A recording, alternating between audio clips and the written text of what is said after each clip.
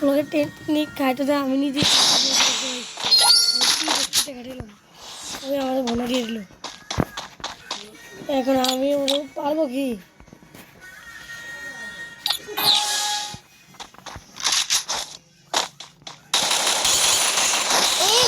ও ভাই কি রে ভাই ও হেডশট লাগছে ভাই তোর কি হলো এটা অল্প একটু হেডশট করেছে কিন্তু এখন আমার ডিবেটের সামনে আমার লওয়া উচিত ছিল ভাই